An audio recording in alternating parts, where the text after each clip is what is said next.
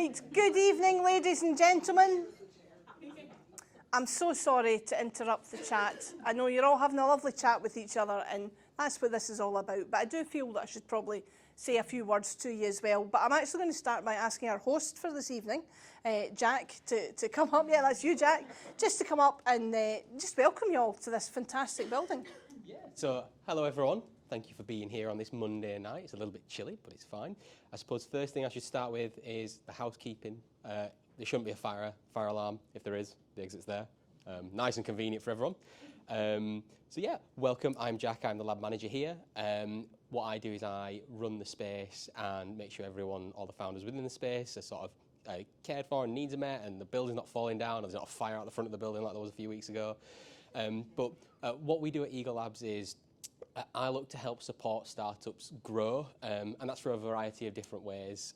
Eagle Labs started roughly about 6 years ago from disused branch space in Cambridge, and since then we've had feedback from founders, and what we do is developed. So now we offer different programs such as the Funding Readiness Program, Global Connect Program, to fulfill that almost knowledge gap within a founder. Like, you are an expert in what you do, but you can't know everything. So that's part of what we do. We also have a space to fill, a space full of like-minded individuals. Lost my train. Shocking. Normally I can just woof. So yeah, a space full of like-minded individuals. So along with running events like this to create a community and bring new people in, we also have people that will be working on the floors above us. So we've got the next floor and the next floor above that with desks and co-working spaces, private offices, and it's all about bringing people together, learning from each other, and then seeing if we can connect you to anyone that can support you further than me. Like, I'm no expert, I don't know everything, but I'm sure we'll know someone that has been there and done that before. Yeah, I think that's everything I've really got. I'll pass back. If you have any questions, come and find me. I will be around, and I'll try and answer them. Awesome. That's great. Thank you, Jack. Brilliant. Yeah, absolutely. So he normally has Trish McClay here as well, based here at the lab, and Trish couldn't be here tonight, so Jack was being kind of dropped into it, and he's done a great job. I think you'll agree. He got fantastic food in for us, plenty drink, so he's a great guy. He's not the only person here from Barclays tonight. You'll see standing up in the back there, we've got Nat from the high growth team. Is that correct? Yeah, so if you have any questions about Barclays at all, speak to one of these two.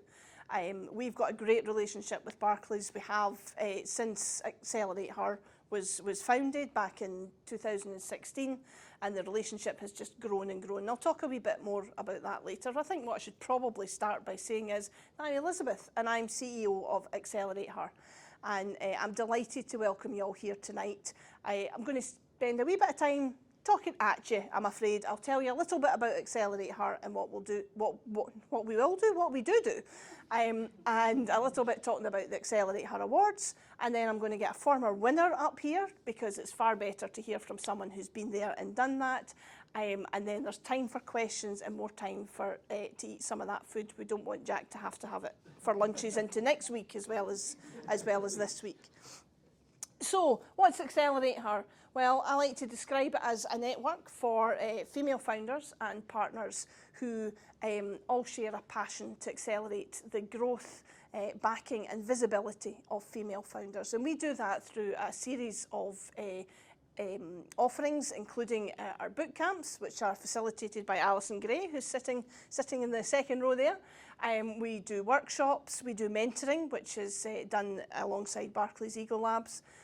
We have market building missions. So at the moment, our founder and chair, Jackie Waring, is in San Francisco with 6 amazing female founders on an international market building mission, where they're getting to meet all sorts of people, including the founder of Slack and Steve Jobs' former right-hand man, and a chap who was one of the first investors in Google. So it's a great opportunity for them to go over there and meet them, and that's a possibility if you're a winner of the awards, although not exclusive to winners, and we don't guarantee you'll get there. We take you where you need to go. So if America's not the right place for you, we've been to Dubai, we've been to Berlin, and you know, if we're always looking at different places where we can take you to help you as well. What else do we do? So we do our workshops, we do our mentoring, the boot camps, and of course the awards. So without further ado, that's why we're all here really, is to talk about the awards. And they are open for entry just now. And I would encourage you to get your entry in. All it takes is a 3-minute pitch video. And I'll get Carmen to talk a wee bit about that when she comes up. It's not as scary as it sounds, because you were all talking about your businesses out there for at least 3 minutes, if not longer. You just need to refine it a little bit, because there is a bit of criteria that we want you to say about it. But you can all do that. So if you're sitting thinking, I can't do that, you can, I'm telling you now. So you submit your 3-minute video and a short application form, and that has to be with us by the 9th of December. And we will then announce the semi-finalists in early January. Semi-finals will be held online on the 9th of February. Excuse me looking down here just till I get these dates right. And then on Thursday, the 16th of March, which I am super excited about, will be the finals. And for the first time since 2019, they will be in person. They won't be online. And they're going to be here on the Barclays campus, not in here, because this isn't going to be big enough for everyone that we're going to have there. So we're going to be through in the community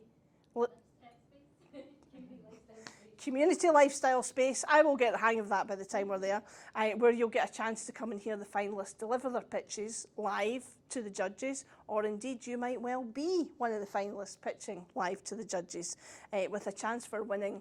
We're still sort of finalising the prize package, but there will be mentoring. So we have a sister company, Investing Women Angels, which was Scotland's first women-only angel investment group. So all the winners will get 6 months of mentoring from one of the angels from the group, plus various other whatever we can pull together. We're delighted to have Barclay Eagle Labs as a main sponsor for that again this year, and we have Codebase as as a category sponsor for technology.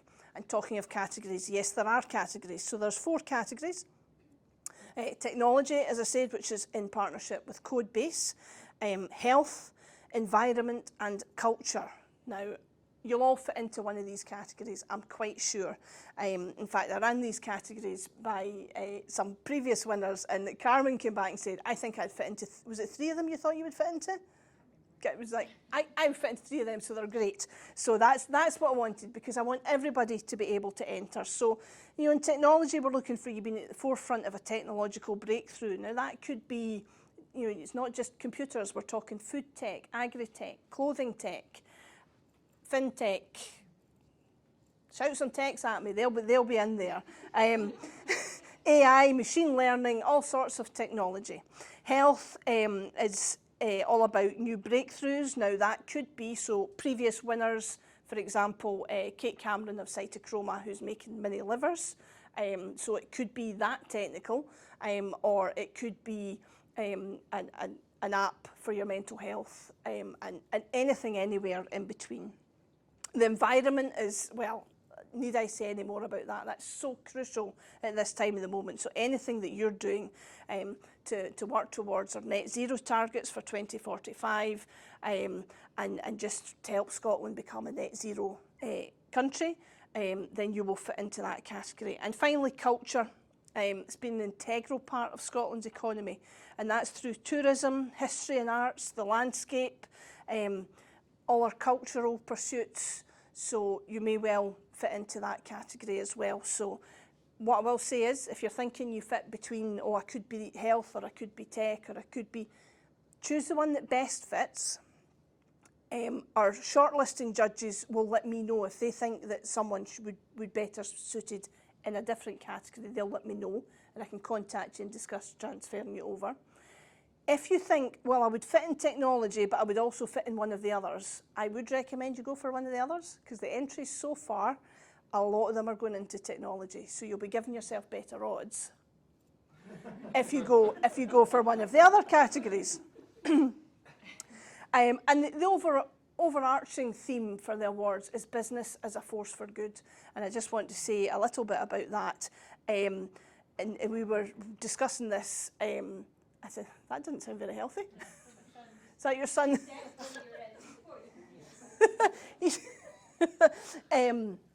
We were talking earlier about, business is a force for good. You don't have to be a social enterprise to be doing good. Actually, female founders in particular are very good at running businesses that make money, but are also doing good at the same time. Now, that could be in the business itself. So if you're working on an environmentally friendly alternative to plastic or something like that, then of course that's business as a force for good.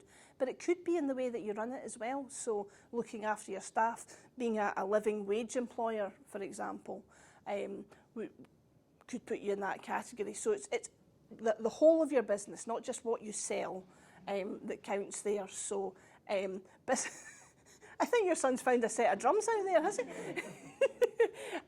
So there is a question in the application form where you're asked to describe how does your business operate as a force for good. So make sure you big yourself up there as well, because that will count as part of the criteria. But listen, I could sit here and talk for hours about the awards. I often tell people I have the best job in the world because I get to meet so many fantastic businesses.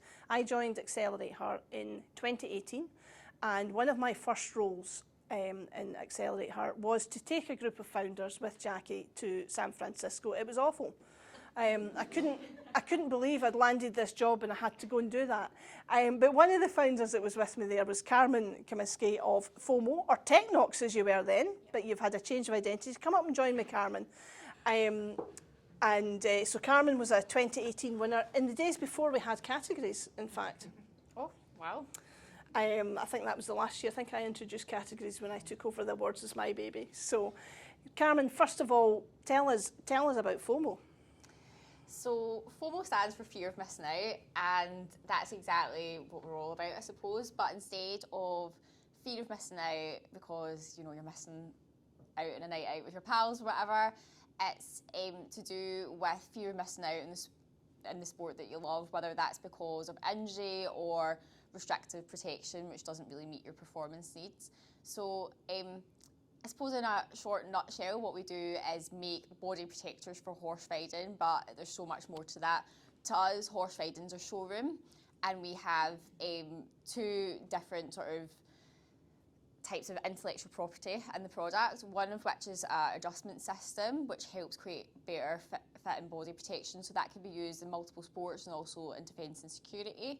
And the other thing, which we actually had to overcome as a part of our product development process, was we created not one but two unique blends of polyurethane foam, which has found like a sort of sweet spot in terms of protection with both blunt and sharp impacts. So yeah, that's what we do at FOMO. So essentially, your foam, am I right in saying if it hits something, it expands, so you're not walking around like the Michelin Man. So with our foam, it is like a non-Notorian material. So I don't know, did anyone ever do the custard test at school? So yeah, like basically if you make custard and you hit it really hard, it kind of solidifies. So that's what a non-Notorian material is. It basically stiffens slightly the molecules in it to absorb the impact. Fantastic. So lots of applications, not just horse riding. Yeah. But horse riding's your first love and your horse first market. riding just now. We do have one licensed customer at the moment, which is a medical device company. But yeah, trying to kind of prove ourselves in the one sector initially before licensing and branching out to other areas. So when we first met, which was when we went to California, yeah. Which was awful, you'll agree. You were at quite an early stage there. I don't think you'd actually had any sales, had you? You were sort of still in the development. No, we had like a MVP, so a minimum viable product. Proof of concept and all that was done. We hadn't yet scaled up the sizes, which I didn't know yet, but that was quite a large technical challenge because we are a CE marked product. But yeah, quite early stages, but we had done a number of prototypes, had minimum viable concept, and we're in the process of starting to look to raise investment. And so what's been the highlight since then? Talk me through the last, is it just been 4 years? It feels like a decade. That's a really good question. What has been the highlight? I think one of my top highlights was we were approached by a 5-star event rider called Will Zoakden, who he's just been doing it absolutely ace actually, but he'd seen our product in a shop and is actually sponsored by a competitor company that also makes hats, but they approached us to become a brand ambassador because he tried on the product and loved it so much. So that was definitely one of my highlights so far. And I'm trying to think of what else. Oh yeah, we've been trying to scale up for quite a while. So we have a manufacturing facility here in Scotland, and we do oversee every kind of aspect. So we subcontract out the foam. But unfortunately, in sort of Scotland and the UK, getting highly skilled machinists is something that's quite an issue. So what we were kind of looking to do is subcontract further the sub-assemblies, but still kind of take final assembly and QC in-house, which takes us from being able to make 5 a day per one person from like 1.5 a day, and it also brings our cost to produce down by £100 a unit, which is quite significant. So it's taken me 2 years, but I've finally got the shipment coming on a boat of that sub-assembly. So that's our first order, 2,500 units, which has been a long time coming. Yeah, congratulations though. Thank you. It must feel like a real sort of crossroads, like that's you in the on the right trajectory now. Definitely. Although it never goes like that, does it? It goes. No, everything always takes so long, honestly. You just have to be so stubborn. So I'm going to bring it back to the awards just for a wee minute. Yeah. What drove you to enter the AccelerateHER Awards in the first place? So, Joe, someone asked me how I first got involved with AccelerateHER and Invest in Women. I think it was actually through the boot camps. So I think it was maybe through Strathclyde Uni I'd gotten an email. I think I went to one of the finance boot camps as one of my first ones because I didn't clue about doing books for a business. And finance is such an exciting subject. It's a good first one to pick. Riveting. I used to be an accountant, but I'm all right now. So yeah, I think it was through the boot camps initially. I think I went to a couple through in Edinburgh, maybe one here through in Glasgow. And when the awards came about, it was sort of encouraged to apply, and did that and was successful. So Absolutely, because the judges saw the potential in you and in your business idea. Yeah. And that's what they look for is, big yourself up, ladies, when you enter, because you've all got businesses that can scale.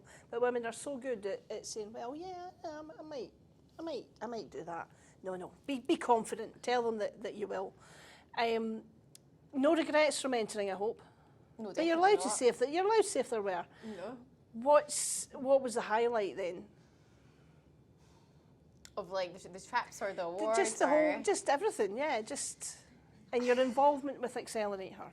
I think I was fortunate enough to a part funded the Dubai trip, and I got taken to Silicon Valley. So I think it in terms of, they were both such different experiences, but for different positives. Dubai and Abu Dhabi for me was great, sort of making contacts. People who were quite involved in my industry, which I suppose is a bit more of a niche. So that was fantastic from that point of view. But I think personally, in terms of personal development, Silicon Valley gave me, the confidence, which I never knew that I had. I think, it can be quite easy. I think when you're doing all these pitching competitions and stuff, you're just kind of, I don't know, I sometimes felt like a bit kind of stuck in a rut because, you would get the money, you would do the next step, and then you'd be a bit kind of stuck. And it's, what Silicon Valley helped me to do was really to sort of refine my proposition. And from there, even though I think I mentioned to some of you, we ended up going down a slightly different finance route to angel investment, but actually Silicon Valley allowed me to come back home. We did have actual interest from a family office over there. The only reason they didn't invest is because they'd never invested in a hardware product before. But to me, that was such a massive compliment that they were even considering that. But yeah, I came back here and was just able to kind of go in, go around the different angel investors and just kind of nail down exactly what I needed to do, and was verbally successful with Invest in Women and Equity Gap and getting a number of investors on board, so that was fantastic. Yeah.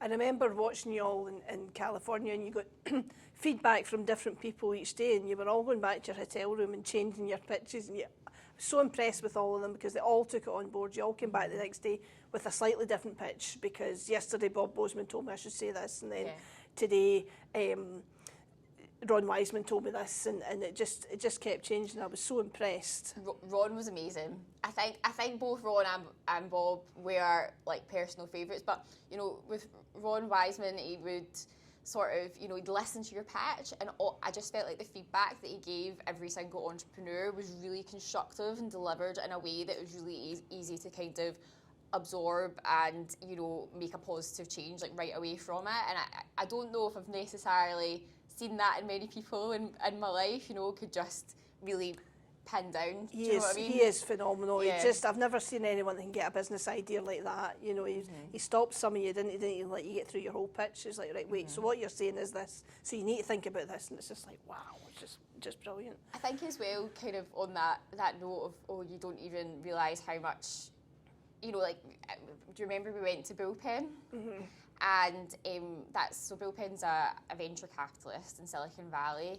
And actually, you know, some of the businesses I sometimes kind of would feel, or, you know, like they're almost like curing cancer, doing, you know, I didn't really feel always on the same kind of level.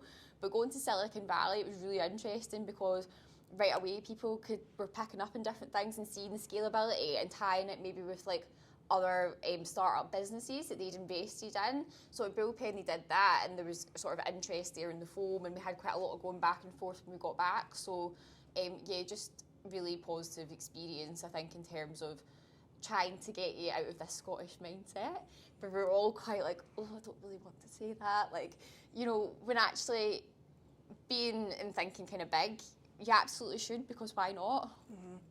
Yeah. You know, shoot for the stars, and hopefully we get there, and if not, you probably have gotten so much further than if you were just like, okay, I'm just going to do this, you know? Yeah, exactly. Everything's so much bigger over in America, and it doesn't matter how much they tell you, it's when you get there that you sort of realise. One of the things that Ron Wiseman said that really stuck with me was that I think was there 5 of you? 5 or 6? Anyway, all the founders were doing something for good, was what he said. He was so used to in Silicon Valley seeing founders telling them, I've got another way for millennials to spend their money. But all the founders we had with us were doing something for good. So there was you with your safety products, there was Pooja with dementia care, there was Debbie with diabetes. They were all doing something that was, you know, for the greater good, rather than just here's an app to spend your money on, which is what's led us to where we are today with the focus on the awards. Pitching's quite daunting. And we've got some very early stage businesses in there. What would you say to anyone who's sitting there just now thinking, yeah, but I've got to do a 3-minute pitch video and I don't know if I can? I would say that, you know, give it a bash. Like, this was just my method, right or wrong. I would actually kind of type everything out. I'd have like the key points. Have you got a 3-minute pitch bullet point template? Well, we've got a 1-minute pitch bullet point template. I'm like, yeah. And there is a link on the website to a video about pitching as well. Okay. And there is, in the FAQs on the website, it tells you what the judges are looking for. So there's I think it's 6 points that you really need to get across. Okay. Well, yeah, use those 6 points, like break it down, type it out, time it. And I would just say just practice all the time. So I also sometimes record it on my phone and then listen to it back. But I think as well, you know, it doesn't necessarily have to be something that rehearsed. I think you need to try and cover all your points. And I know different people say different things, but I think, see, if it makes you feel more confident, just have your cards or whatever. Even if you don't look at them, just have them there just in case you get a bit stuck. But, you know, I think if you're passionate about what you're doing, that shines through. And is there a Q&A after? Yes. Yeah. How long is the Q&A? So it'll be 2 minutes, two or 3 minutes. Yeah. And then see if you think, this is another thing I would do, see if you think, oh, I've missed something with pitch, try and find a way of adding it in your Q&A, you know. But you'll be absolutely fine. Yeah, absolutely. And for recording your original entry video, everything that Carmen said is absolutely right. And you can have your notes off screen. you know, we don't even see that you're looking at them, so you can easily read that. And we're not looking for BBC drama production, and you know, just hold your phone up and speak into your phone. If you look at some of the videos we've got on our YouTube channel and on TikTok from myself, they're not particularly high quality, but they get the point across. And that's what we're looking for. We're not judging. We're not going to judge if your camera's a bit squint or whatever. We'd want to hear you talking about your business, and nobody knows your business better than you do. So you're the one to tell us all about it. Great, thank you. Thank you so much, Carmen. I think what you've done is phenomenal, and I just love watching you going from strength to strength. So thank you very much.